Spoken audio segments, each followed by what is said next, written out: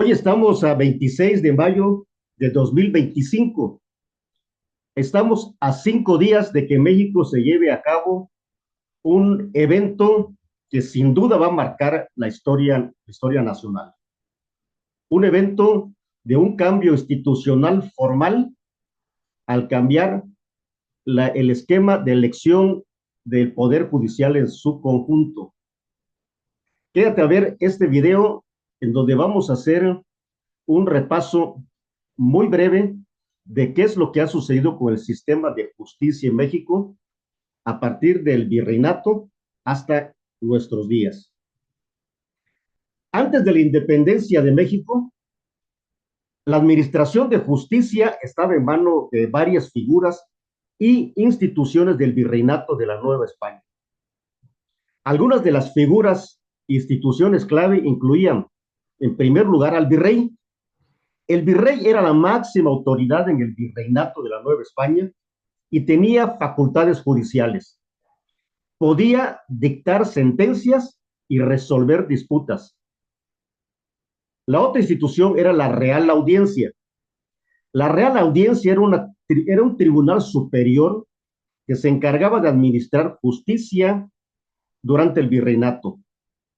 Estaba compuesto por oidores y un presidente y tenía jurisdicción sobre una amplia gama de asuntos, incluyendo casos civiles y casos también de carácter criminal. La otra figura era la de los alcaldes y corregidores.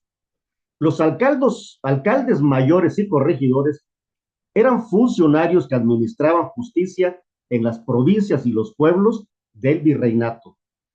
Tenían facultades para resolver disputas y dictar sentencias en casos menores.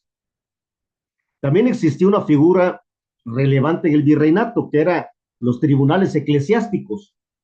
La Iglesia Católica también tenía sus propios tribunales que se encargaban de administrar justicia en asuntos relacionados con la fe y la moral.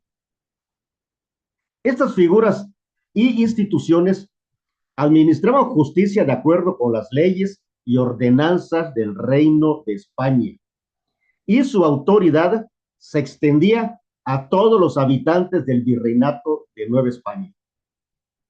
Durante el virreinato de la Nueva España, los funcionarios judiciales eran designados por las siguientes autoridades.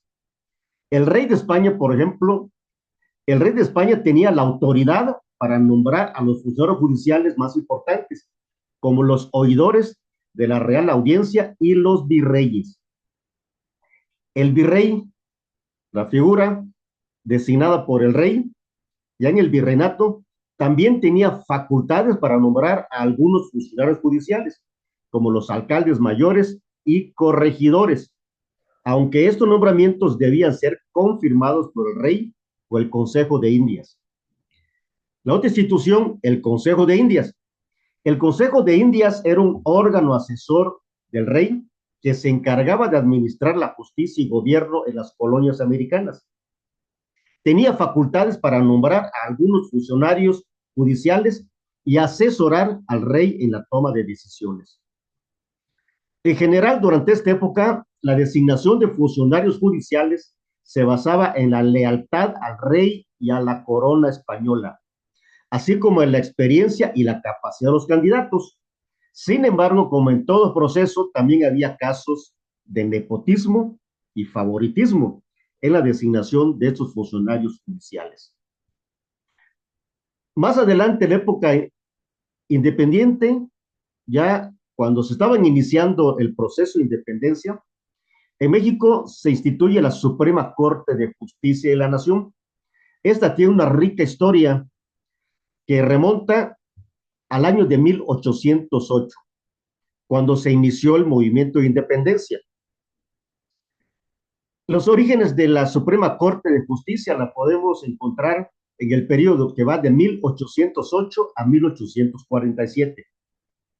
La Suprema Corte se estableció como uno de los tres poderes federales, junto con el Ejecutivo y el Legislativo. Durante este periodo, la Corte se enfocó en la administración de justicia y la interpretación de las leyes. la Constitución de 1857 y el juicio de amparo. La Corte se convirtió en un tribunal constitucional encargado de proteger los derechos fundamentales a través del juicio de amparo desarrollado por Manuel Crescencio Rejón y Alcalá, originario de Bolonchenticul, actualmente Bolochen de Rejón, Campeche. Esto marcó un hito importante en la historia de la justicia en México. La República Restaurada es la otra parte de la historia que corre de 1867 a 1876. La Corte desempeñó un papel clave en la consolidación del Estado mexicano y la promoción de la justicia federal. Durante este periodo, la Corte tuvo presidentes constitucionales como Sebastián Lerdo de Tejada y José María Iglesias. Ya posteriormente, de 1877 a 1911, encontramos el periodo del Porfiriato. Durante esta época, la Corte enfrentó desafíos significativos durante este régimen, incluyendo la limitación de su independencia y la influencia del Ejecutivo en sus decisiones. Posteriormente, durante la época revolucionaria, la Corte siguió funcionando. En el año de 1917, con el constituyente, la Corte continuó funcionando durante la Revolución y el proceso constituyente que dio lugar a la Constitución de 1917. La Corte se adaptó a los cambios políticos y sociales del país. Algunos de los eventos y figuras clave en la historia de la Suprema Corte incluyen la publicación de la historia de la Suprema Corte de Justicia de la Nación en 1986. En 1986, la Corte inició la publicación de una serie de libros que narran su historia desde sus orígenes hasta la actualidad.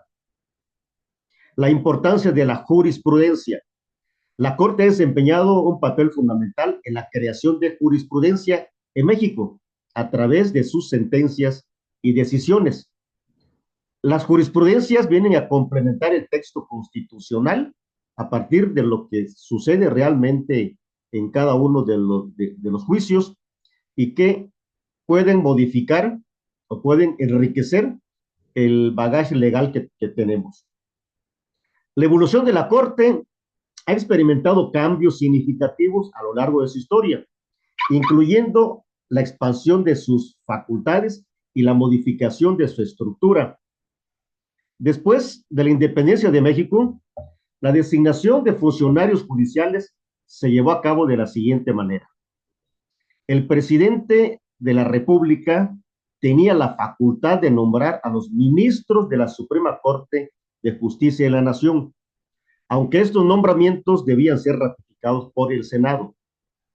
El Senado de la República tenía facultades de ratificar o rechazar los nombramientos de ministros de la Suprema Corte de Justicia de la Nación hechos por el presidente.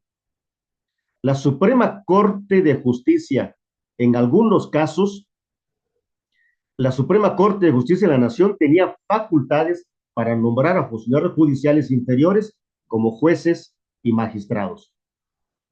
Con el tiempo, la designación de funcionarios judiciales en México ha evolucionado y se han establecido diferentes mecanismos para garantizar la independencia y la imparcialidad del Poder Judicial. Algunos de esos mecanismos incluyen la carrera judicial. La carrera judicial es un sistema que permite a los jueces y magistrados ascender en la judicatura mediante concursos de oposición y méritos. Otra figura relevante en esta época reciente es el Consejo de la Judicatura. El Consejo de la Judicatura es un órgano que se encarga de la administración del Poder Judicial y tiene facultades para nombrar a algunos funcionarios judiciales. En general, la designación de funcionarios judiciales en México busca garantizar la independencia, la imparcialidad y la idoneidad de los jueces y magistrados que administran la justicia en el país. El 1 de junio va a haber una elección por primera ocasión en México de jueces, magistrados y ministros. Una elección que ciertamente ha sido bastante criticada y muy supervisada por todos los actores políticos, económicos y sociales de nuestro país, porque al ser un ejercicio democrático que no tiene precedente, como todo ejercicio democrático nuevo, corre sus riesgos. Riesgos que han encargado de señalar la oposición y hasta los mismos legisladores y funcionarios del gobierno federal. Sin embargo, este hecho histórico va a ocurrir el día 1 de junio del 2025.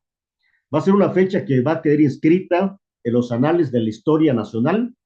Esperamos que este ejercicio verdaderamente pueda transformar el sistema de justicia en México.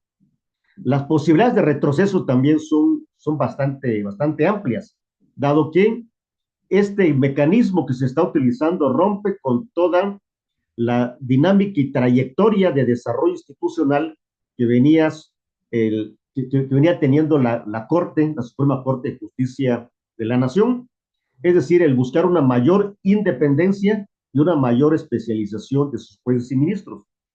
No sin reconocer que en estos momentos de la vida nacional, no solamente la Suprema Corte de Justicia, sino el Poder Legislativo y el Poder Ejecutivo, están envueltos en una dinámica que se divorcia cada vez más de la sociedad, al haber un incremento desmesurado de la corrupción y de instituciones que poco a poco se han estado estableciendo de manera informal, en el que nos indican que en México se puede hacer absolutamente todo únicamente con la venia del Poder Ejecutivo.